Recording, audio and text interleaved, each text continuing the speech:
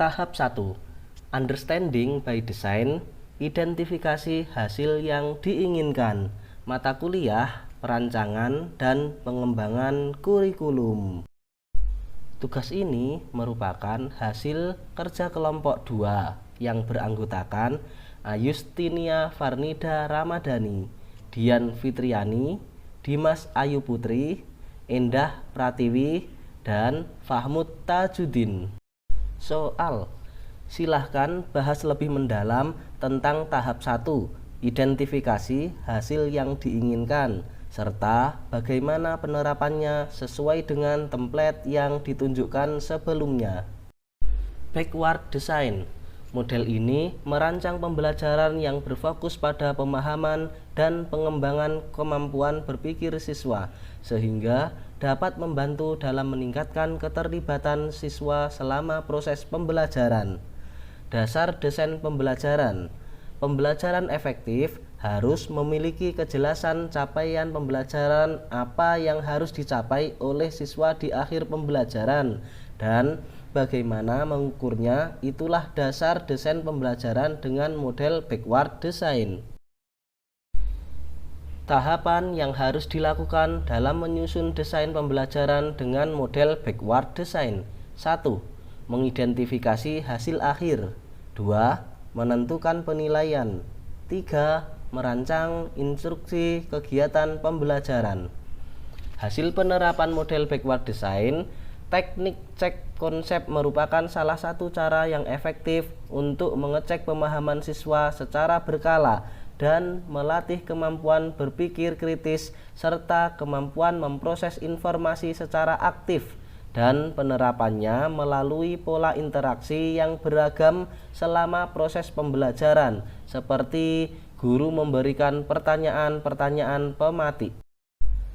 Langkah awal dalam UBD adalah dengan menentukan tujuan yang ingin dicapai. Tujuan ini berkaitan dengan kemampuan atau kompetensi yang harus dikuasai oleh siswa. Hal ini sesuai dengan template desain yang dikemukakan oleh Wiggins dan McTeague. Menurut Wiggins dan McTeague tahun 2006, untuk sampai pada perencanaan ini, pengajar harus terlebih dahulu mengidentifikasi hasil belajar yang diinginkan. Para pengajar perlu mendata apa saja yang seharusnya diketahui, dipahami, dan mampu dilakukan oleh peserta didik, dan pemahaman seperti apa yang diinginkan oleh pengajar. Tujuan pembelajaran pada tahap 1 disusun berdasarkan pada asumsi dari kompetensi utama yang harus dikuasai oleh siswa, tidak selalu berpusat pada kurikulum yang ada. Dalam mengidentifikasi hasil yang diinginkan, setelah menentukan materi pembelajaran, guru harus memperhatikan 1. Kemampuan apa yang harus dikuasai siswa. 2. Tujuan utama yang harus dicapai. 3. Pemahaman apa yang harus dimiliki siswa. 4. Menentukan pertanyaan apa yang harus siswa mengerti. Dalam jurnal implementasi kurikulum merdeka berdasarkan pendekatan Understanding by Design menjelaskan bahwa implementasi kurikulum merdeka berdasarkan pendekatan Understanding by Design, profil pelajar Pancasila berperan menjadi penuntun arah yang memandu segala kebijakan dan pembaruan dalam sistem pendidikan Indonesia, termasuk pembelajaran dan asesmen. Berdasarkan pada jurnal UBD for the Basic Learning about Parabolic Motion, pada tahap 1, tujuan pembelajaran yang disusun adalah siswa mampu menjelaskan arah dari arah vektor gaya, kecepatan, dan percepatan pada posisi tertentu dari perpindahan parabola suatu objek.